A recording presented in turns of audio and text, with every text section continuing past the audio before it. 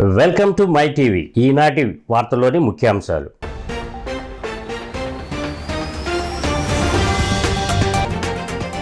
నంద్యాల జిల్లా బనగానపల్లిలో చంద్రబాబు ప్రచారం. ఏపీకి రాజధాని లేకుండా చేసిన వైసీపీని సాగనంపాలని పిలుపు.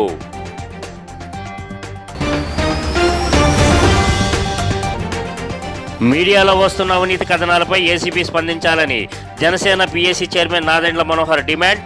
కూటమి అధికారంలోకి వచ్చాక అవినీతిపై చర్యలు తీసుకుంటామని వెల్లడి.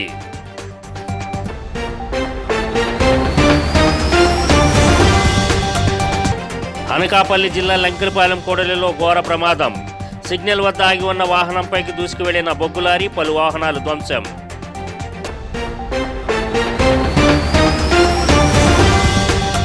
వివరాల్లోకి వెళ్తే, టీడీపీ అధినేత చంద్రబాబు ప్రజాగళం యాత్రలో ఎన్నికల ప్రచారాన్ని హోరెత్తిస్తున్నారు. ప్రస్తుతం నంద్యాల జిల్లా బనగానపల్లిలో చంద్రబాబు ప్రచారం కొనసాగుతుంది. బనగానపల్లికి హెలికాప్టర్లో చేరుకున్న బాబుకు టీడీపీ అభ్యర్థి బీసీ జనార్దన్ రెడ్డి ఇతర నేతలు ఘన స్వాగతం పలికారు. అక్కడి నుంచి చంద్రబాబు రోడ్ షో నిర్వహించారు. ఈ సందర్భంగా చంద్రబాబు ప్రసంగిస్తూ రాజకీయ పారిశ్రామిక విప్లవానికి నాంది పలికింది టీడీపీనే అని చెప్పారు. టీడీపీ హయాంలో ఎన్నో పరిశ్రమలు వచ్చాయని తెలిపారు. పేదల సంక్షేమం కోసం టీడీపీని ఎన్టీఆర్ స్థాపించారని చెప్పారు. పేదలకు ₹2కే బియ్యం ఇచ్చిన ఘనత ఎన్టీఆర్దని కొనియాడారు. సంపదను సృష్టించి పేదలకు పంచడమే టీడీపీ ధ్యేయమని చెప్పారు. నదులను అనుసంధానం చేయాలనే బాధ్యతను తీసుకున్నామని అన్నారు. పోలవరం ప్రాజెక్టును 72% పూర్తి చేశామని తెలిపారు. వైసీపీ వచ్చిన తర్వాత పోలవరం నిర్మాణం ఆగిపోయిందని విమర్శించారు. వాడుతున్నారంటే అది కూడా తెలుగుదేశం పార్టీ చూపించిన చొరవే. ఈరోజు పవర్ సెక్టర్లో రిఫార్మ్స్ వచ్చాయంటే అది తీసుకొచ్చింది కూడా తెలుగుదేశం పార్టీనే. కడాన అవుకులో ఎక్కడైతే మీకు ఈరోజు కరెంట్ ఉత్పత్తి చేస్తున్నామో అవన్నీ మీరు చూస్తే అవన్నీ కూడా రావడానికి ఓర్వకల్లో కూడా 1000 మెగావాట్ల సోలార్ ఎనర్జీ వచ్చిందంటే అది తెలుగుదేశం పార్టీ దూరదృష్టి. ఇలాంటి అనేకమైన వినూత్నమైన కార్యక్రమాలతో ముందుకు పోయాం. సంపద సృష్టించాం. ఈరోజు ఒకటి హామీ ఇస్తున్నా, ఆ రోజు 2020 విజన్ తయారు చేశాం. హైదరాబాద్ నగరాన్ని ప్రపంచంలోనే నెంబర్ 1గా పటంలో పెట్టిన ఘనత తెలుగుదేశం పార్టీది. మీడియాలో వస్తున్న అవినీతి అంశాలపై ఏసీబీ స్పందించాలని జనసేన పార్టీ రాజకీయ వ్యవహారాల committee chairman Nadendla Manohar demand చేశారు. మీడియా సమావేశంలో ఆయన మాట్లాడుతూ ఉపాధ్యాయుల బదిలీలలో కోట్ల రూపాయల కుంభకోణం జరిగిందని అన్నారు. ఏసీబీ టోల్ ఫ్రీ నెంబర్ 144000కి 8.3 లక్షల ఫిర్యాదులు వచ్చాయని వెల్లడించారు. మంత్రులపైన, వారి కార్యాలయాలపైన 2.6 లక్షల అవినీతి ఫిర్యాదులు వచ్చాయని తెలిపారు. ఎమ్మెల్యేలపై 4.39 లక్షల ఫిర్యాదులు వచ్చాయని అన్నారు. ఈ ఫిర్యాదులపై ఏసీబీ అధికారులు ఏం చర్యలు తీసుకున్నారని నాదెండ్ల మనోహర్ ప్రశ్నించారు. తమకు అదే ఫిర్యాదుపై ప్రతి ఏటా మీడియాకు చెప్పే ఏసీబీ గత కొన్నేళ్లుగా బయటకు చెప్పడం లేదని ఆరోపించారు. ఎన్ని ఫిర్యాదులు వచ్చాయో, ఎన్ని కేసులు నమోదయ్యాయో ఏసీబీ ఇప్పటికైనా వెల్లడించాలని స్పష్టం చేశారు.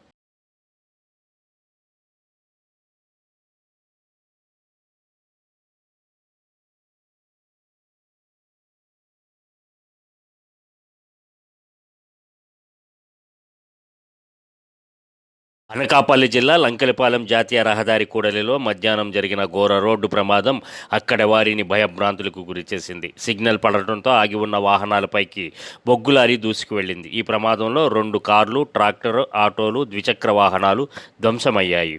ప్రమాదంలో పలువురు తీవ్రంగా గాయపడగా వారిని హుటాహుటిన ఆసుపత్రికి తరలించారు. ప్రమాదంలో వాహనాలు చెల్లాచెదురుగా పడ్డాయి. స్థానికుల సహాయంతో వాటిని పక్కకు లాగారు. ఘోర ప్రమాద దాటికి చుట్టుపక్కల వ్యాపారులు, వాహన చోదకులు, పాదదారులు భయాందోళనలకు గురయ్యారు. పరవాడ ట్రాఫిక్ పోలీస్ ఘటనా స్థలానికి చేరుకుని సహాయక చర్యలు చేపట్టారు. ఈ కూడలిలో తరచూ ఇటువంటి ప్రమాదాలు చోటు చేసుకుంటున్నా వాటిని నివారించడంలో పోలీసులు విఫలమయ్యారని స్థానికులు ఆరోపిస్తున్నారు.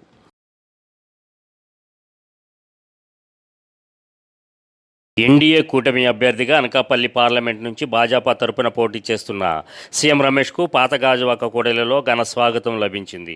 నియోజకవర్గ భాజపా కన్వీనర్ కరణంరెడ్డి నరసింహరావు ఆధ్వర్యంలో పార్టీ శ్రేణులు ఆయన్ని కలిసి శుభాకాంక్షలు తెలియజేశారు. తాను పోటీ చేస్తున్న అనకాపల్లి ప్రాంతానికి తొలిసారిగా వస్తున్న నేపథ్యంలో ఎక్కడికక్కడికి ఆయన స్వాగతం పలికారు. ఈ సందర్భంగా నరసింహరావు మాట్లాడుతూ కేంద్రంలో బీజేపీ అధికారంలోకి రావాలని, ఏపీలో కూటమి విజయం సాధించాలన్నారు. అందుకోసం ప్రతి కార్యకర్త కష్టించి పనిచేయాలని సూచించారు. ఉమ్మడి విశాఖ జిల్లాలో కూటమి అభ్యర్థులను గెలిపించుకోవడం ద్వారా అభివృద్ధి సంక్షేమాన్ని చూడవచ్చని అన్నారు. ప్రధాని మోదీ నాయకత్వం దేశానికి అవసరమని పేర్కొన్నారు. ఈ కార్యక్రమంలో పార్టీ నాయకులు బాటా శ్రీనివాస్, బోండా ఎల్లాజీరావు, కట్టా పద్మ, భువనేశ్వరి, నాగేశ్వరరావు, సన్నిధి, మణిశ్రీ శర్మ, జీలకర్ర, రమణ తదితరులు పాల్గొన్నారు. జనసేన టీడీపీ ఉమ్మడి అభ్యర్థిగా సీఎం రమేష్ గారికి టికెట్ రావడం జరిగింది. ఈరోజు ఆయన మన విశాఖపట్నం జిల్లా సింహాచలం ఆలయంలో పూజలు నిర్వహించి మా గాజువాక అసెంబ్లీ నియోజకవర్గం మీదుగా వెళ్తున్నారని పార్టీ పెద్దలు మాకు తెలియజేశారు. ఆయనకి గాజువాకలో ఘనంగా స్వాగతం పలికి ఆల్ ది బెస్ట్ తెలియజేయడం జరిగింది. ఎందుకంటే దేశ ప్రధాని శ్రీ నరేంద్ర మోదీ గారు అబ్కీ బార్ 400 పార్ అన్నారు. ఈసారి ఖచ్చితంగా 400 పైనే కూటమి దాటాలి. బీజేపీకి 350 సీట్లు రావాలి. ఎన్డీఏ కూటమికి 400 దాటాలంటే ఖచ్చితంగా అందరు అభ్యర్థులు గెలవాలి. కాబట్టి మా పూర్తి మద్దతు. ఎందుకంటే గతంలో అనకాపల్లి కూడా మన విశాఖపట్నం జిల్లాలో ఉమ్మడి జిల్లాగా ఉండేది. అనకాపల్లిలో కూడా మాకు చాలామంది తెలిసిన వాళ్ళు ఉన్నారు, ఇక్కడ ఉన్న వాళ్ళందరికీ కూడా. అందుకే ఖచ్చితంగా మన బీజేపీ ఎన్డీఏ ఉమ్మడి అభ్యర్థిని గెలిపించుకోవాలని కృతజ్ఞతతో అందరం కూడా ఉన్నాం. ఆయనకి పాతగాజు జంక్షన్లో మరి ఘనంగా స్వాగతం పలికి ఆ శుభాకాంక్షలు తెలియజేయడం జరిగింది. ఆయన యొక్క ర్యాలీలో కూడా చాలామంది పాల్గొన్నారు. ఈ విశాఖ పార్లమెంట్ తెదేపా అభ్యర్థి శ్రీ భరత్, గాజువాక నియోజకవర్గ తెదేపా అభ్యర్థి పల్లా శ్రీనివాసరావులు ఇంటింటి ప్రచారానికి శ్రీకారం చుట్టారు. జీవీఎంసీ 68వ వార్డు పరిధి పంచవటి కాలనీ అక్కిరెడ్డిపాలెంలో విస్తృతంగా పర్యటించారు. జనసేన భాజపా కన్వీనర్లు కరణంరెడ్డి నరసింహరావు, కోన తాతారావుతో కలిసి కరపత్రాలను పంచారు. రాబోయే సార్వత్రిక ఎన్నికలలో ఎన్డీఏ కూటమిని అత్యధిక మెజారిటీతో గెలిపించాలని విజ్ఞప్తి చేశారు. గత 5 ఏళ్లుగా ఆంధ్రప్రదేశ్ ప్రజల్ని దగా చేస్తున్న జగన్మోహన్ రెడ్డి ప్రభుత్వానికి బుద్ధి చెప్పాలని పిలుపునిచ్చారు. బాబు సూపర్ 6 పథకాలను ప్రజలకు వివరించారు. నవ్యాంధ్రను నవ్వుల పాలు చేసిన జగన్మోహన్ రెడ్డి ప్రభుత్వానికి తగిన గుణపాఠం చెప్పాలని అన్నారు. తెదేపా సమన్వయకర్త ప్రసాదుల శ్రీనివాస్, కూటమి నాయకులు గడిసాల అప్పారావు, తిప్పల రమణారెడ్డి, గంధం వెంకట్రావు, కార్పొరేటర్లు దల్లి గోవిందరెడ్డి, బోండా జగన్, మొల్లి ముత్యాలనాయుడు, పల్లా శ్రీనివాసరావు, గంధం శ్రీనివాసరావు, అనంతలక్ష్మి, ఎం శాలిని తదితరులు పాల్గొన్నారు. గడిసాల అప్పారావు గారు, అలాగే వార్డు అధ్యక్షుడు అనంతలక్ష్మి గారు, అలాగే జనసేన అధ్యక్షురాలు శాలిని గారు, అలాగే సీనియర్ నాయకులు మా తాతారావు గారు, మళ్ళీ చిన్నారావు గారు, కార్పొరేటర్స్ అందరూ కూడా ఇందులో పాల్గొనడం జరిగిందండి.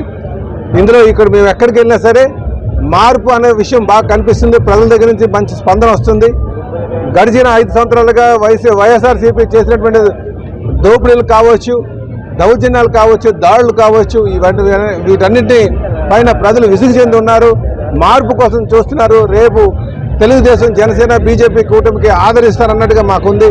ఇక్కడ ఈ తీరు, ఈ ప్రజల యొక్క ఆదరణ చూస్తే వైసీపీ పని అయిపోయింది, ఇంటికి వెళ్ళిపోయేట్టుగా మాకు అనిపిస్తుందని చెప్పి. గుంటూరు జిల్లా పొన్నూరు మండలం చింతలపూడి గ్రామంలోని ఓ రైస్ మిల్లులో గురువారం రాత్రి ఎన్నికల అధికారులు తనిఖీలు నిర్వహించారు. తెలుగుదేశం అభ్యర్థి ధూళిపాళ్ల నరేంద్ర కుమార్ పేరుతో స్టిక్కర్లు అంటించి ఉన్న 610 సైకిళ్లను గుర్తించారు. పొన్నూరు ఎంపీడీఓ రత్నజ్యోతి సిబ్బందితో వెళ్లి వివరాలు సేకరించారు. తెదేపా నాయకులు సైకిళ్లను పంపిణీ చేసేందుకు సిద్ధంగా ఉంచినట్లు సమాచారంపై అధికారులు విచారిస్తున్నారు. పూర్తి వివరాలు తెలియాల్సి ఉంది.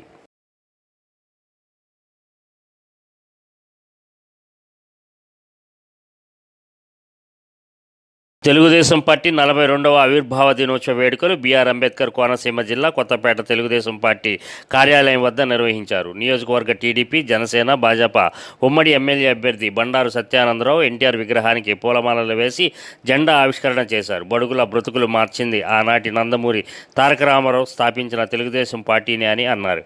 సమాజమే దేవాలయం, ప్రజలే దేవుళ్ళు అన్న నినాదంతో ఏర్పడిన పార్టీ తెలుగుదేశం పార్టీ అని అన్నారు.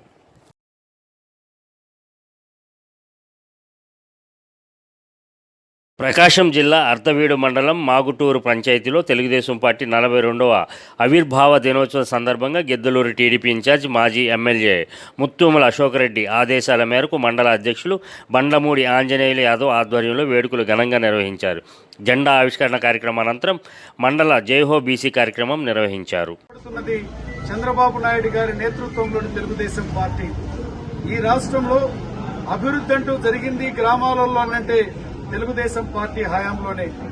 సంక్షేమాన్ని కొత్త పుంతలు తొక్కించారు.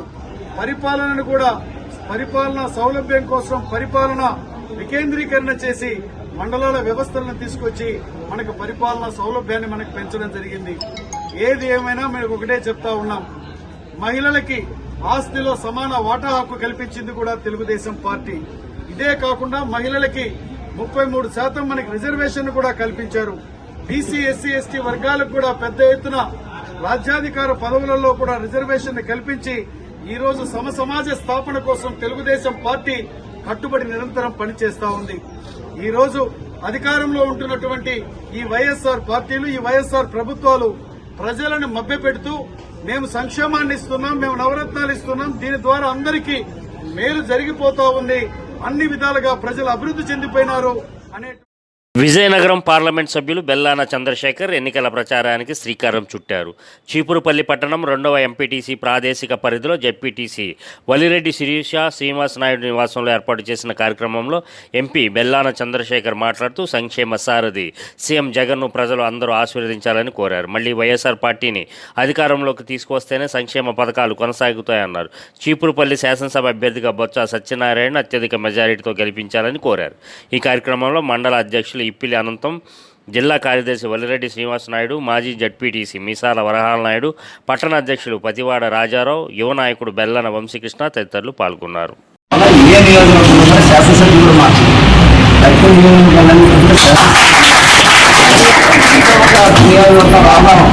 మార్చినా కూడా ఆయన కూడా టికెట్ ఇచ్చారు. అందుకే మన జిల్లాలో స్ట్రాంగ్గా పటిష్టంగా శాసనసభ్యులు కానీ మంత్రులు కానీ అందరూ స్ట్రాంగ్గా ఉన్నాం. అందుకు సీఎం గారు ఈ జిల్లా గురించి అసలు ఏం కూడా మీరు ఏం చెప్తే అలాగే మన మంత్రి గారు కూడా ఇవాళ మీ అందరికీ తెలిసింది. రాసి బెంగళూరులో మన అందరూ దూరం చూస్తున్నాం. వీళ్ళకి డబ్బులు ఇచ్చుకోకపోతే పరిస్థితి బాగా ఇస్తున్నాం. తీరా పరిస్థితి కూడా మనకి సమ్మర్లో ఇంత సమ్మర్ కూడా మనం ఎప్పుడు ఇబ్బంది పడే పరిస్థితి అలాగే తగ్గిన విషయాలన్నీ కూడా ఏదైనా డెవలప్మెంట్ చూస్తున్నాం, పేదవాళ్ళు చూస్తున్నాం. అది పార్టీ కూడా వచ్చిన మానవాళిని వారి పాపాల నుండి రక్షించడం కోసం ప్రభువైన యేసుక్రీస్తు తనని తాను సంతోషంగా త్యాగం చేసుకున్న పవిత్రమైన రోజు గుడ్ ఫ్రైడేను పిఠాపురంలో క్రైస్తవులు భక్తి శ్రద్ధలతో జరుపుకున్నారు. క్రీస్తు శిలువ వృత్తాంతాన్ని దృశ్యరూపంగా పురవీధుల్లో చేపట్టిన ప్రదర్శన కళ్ళు చెమర్పింపజేసింది. చర్చిలకు వెళ్లి ఉపవాసన ప్రార్థనలు చేశారు. క్రీస్తు ఆరాధన చేశారు. చర్చి ఫాదర్లు చెప్పిన బైబిల్ వాక్య సందేశాలు విన్నారు. కాగా ఎస్ఎఫ్ఎస్ ఆర్సీఎం చర్చ్ ఆధ్వర్యంలో యేసుక్రీస్తు శిలువ వృత్తాంతాన్ని దృశ్య రూపంగా తెలియజేస్తూ యేసుక్రీస్తును స్తుతిస్తూ పురవీధుల్లో ప్రదర్శన నిర్వహించారు. చర్చి ఫాదర్ కిరణ్ మీడియాతో మాట్లాడారు. కథోలిక శ్రీసభ జరుపుతూ అలనాడు ఏ విధంగానైతే క్రీస్తు ప్రభు తన యొక్క శ్రమల ద్వారా ఈ లోకానికి రక్షణను తీసుకొచ్చాడు, ఆ శ్రమలను మేమందరం కూడా జ్ఞప్తికి చేసుకుంటూ ఈ యొక్క సిలువ మార్గంలో పాల్గొని మేము కూడా తన యొక్క శ్రమలలో భాగాన్ని పంచుకొని చివరికి తన యొక్క ఉత్థాన మయములో భాగస్థులమయ్యే భాగ్యాన్ని మాకు ప్రసాదించమని భక్తి విశ్వాసంతో ఈ యొక్క బహిరంగ సిలువ మార్గాన్ని ఈ యొక్క ఆర్షం సంఘము ముందుకి సాగిస్తూ ఉన్నది. ఈ యొక్క సిలువ మార్గంలో పాల్గొనే ప్రతి ఒక్కరిని కూడా దేవదేవుడు దీవించాలని కోరుతూ మేము అందరం కూడా భక్తి. జనసేన పార్టీ అధినేత పవన్ కళ్యాణ్ శనివారం పిఠాపురం రానున్నారు. ఎమ్మెల్యేగా ఆయన పోటీ చేయుచున్న పిఠాపురం నుంచి ఎన్నికల శంఖారావాన్ని పూరించనున్నారు. 3 రోజుల పాటు పిఠాపురంలో పర్యటించనున్నారు. ముందుగా పాదగయ క్షేత్రంలోని కుక్కటేశ్వర స్వామిని, రాజరాజేశ్వరి, పురోహితిక అమ్మవార్లను దర్శించుకొని ప్రత్యేక పూజలు చేస్తారు. అలాగే తన ప్రచారానికి వినియోగించే వారాహి వాహనానికి పూజలు చేయించి దానిపై తన ఎన్నికల ప్రచారాన్ని ప్రారంభిస్తారు. పవన్ పర్యటన విషయమై ఆ పార్టీ పీఠాపురం నియోజకవర్గ నాయకుడు డాక్టర్ పిల్లా శ్రీధర్ మీడియాతో మాట్లాడుతూ పవన్ కళ్యాణ్ పర్యటన విజయవంతం చేయాలని టీడీపీ, జనసేన పార్టీ, బీజేపీ కూటమి కార్యకర్తలకు, అభిమానులకు పిలుపునిచ్చారు. పిఠాపురం నియోజకవర్గం నుంచి ఆయన పోటీ చేయడం, అదేవిధంగా ఇక్కడి నుంచే వారాహి విజయయాత్ర మరియు ఎన్నికల శంఖారావం పూరించడం జరుగుతుంది.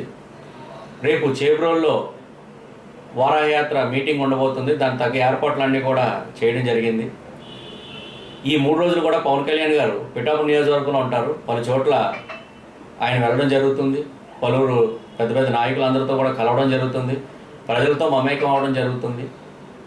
ఈ యాత్ర తర్వాత పిఠాపురం నియోజకవర్గం అంతా కూడా ఒకటే నినాదం వినిపిస్తుంది.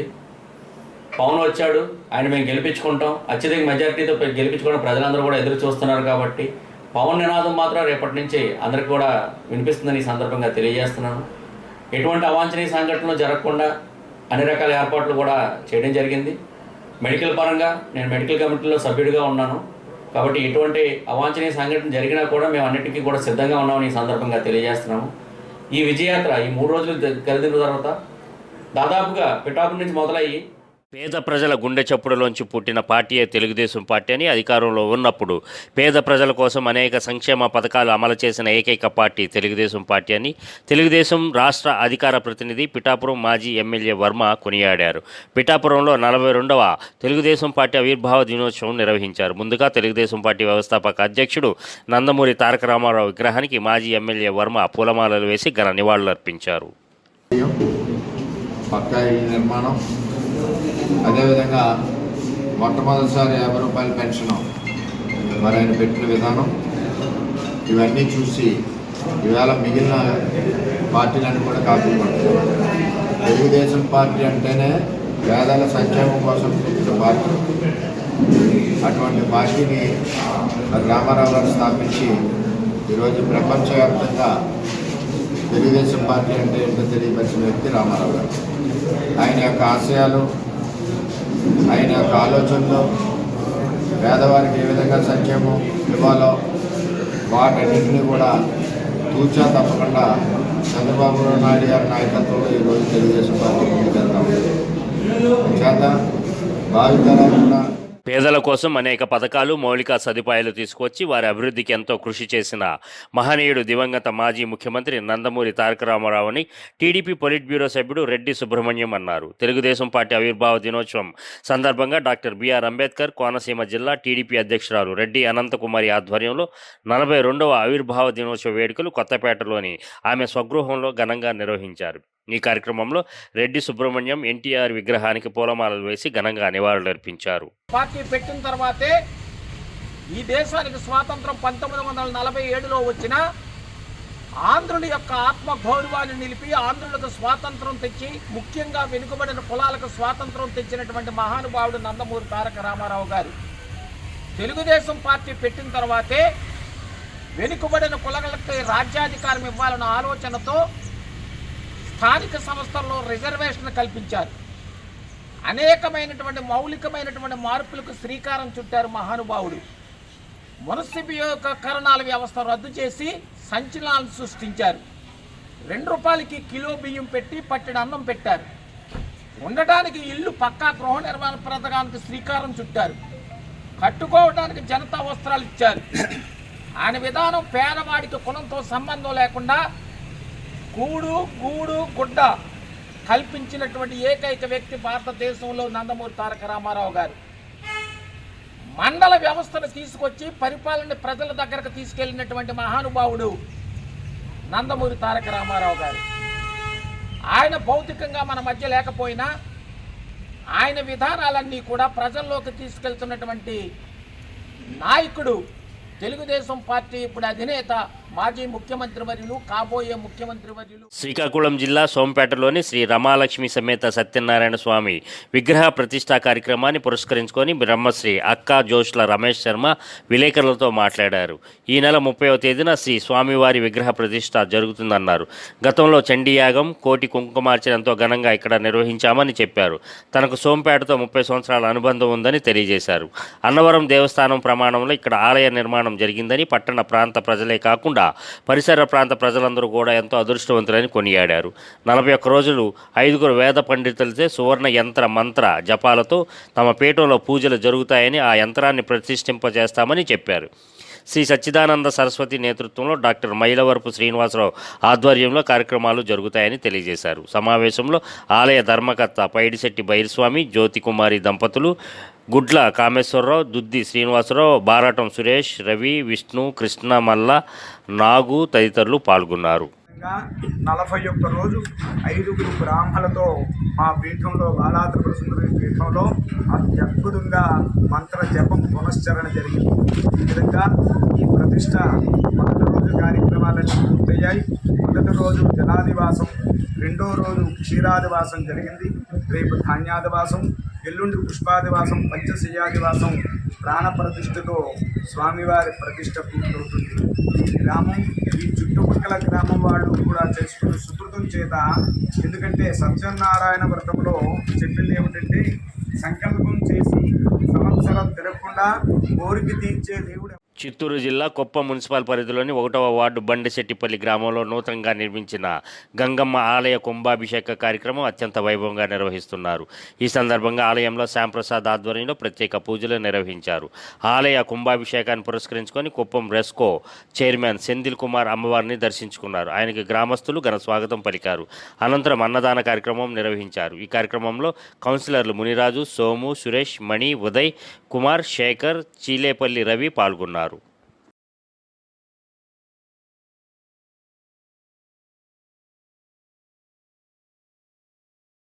అన్నమయ్య జిల్లా రాజంపేట నియోజకవర్గంలో టీడీపీలో అసమ్మతి చెలరేగింది.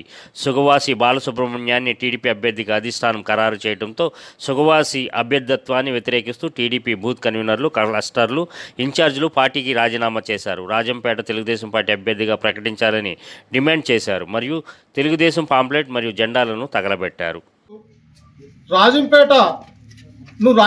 రాజంపేటలో ఉన్నటువంటి అన్నమయ్యను రాయిచోటి రాజధానిగా అన్నమయ్య జిల్లా చేశారని వైసీపీ పార్టీ మీద పోరాటం చేశాం.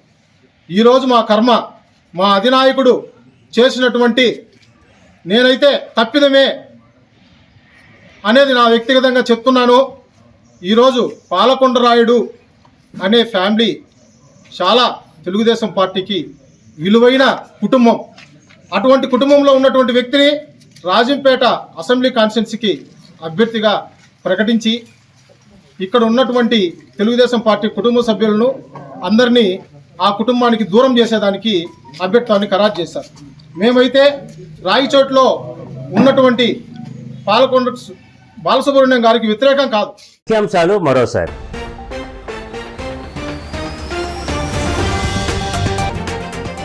నంద్యాల జిల్లా బనగానపల్లిలో చంద్రబాబు ప్రచారం. ఏపీకి రాజధాని లేకుండా చేసిన వైసీపీని సాగనంపాలని పిలుపు.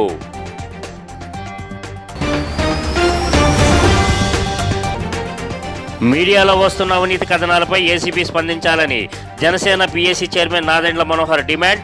కూటమి అధికారంలోకి వచ్చాక అవినీతిపై చర్యలు తీసుకుంటామని వెల్లడి.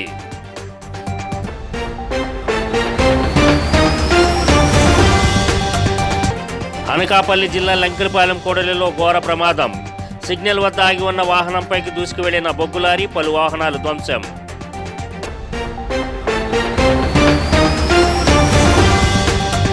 ఈ వార్తలు ఇంతటితో సమాప్తం. మరో బులెటిన్లో మరలా కలుద్దాం. అంతవరకు సెలవు.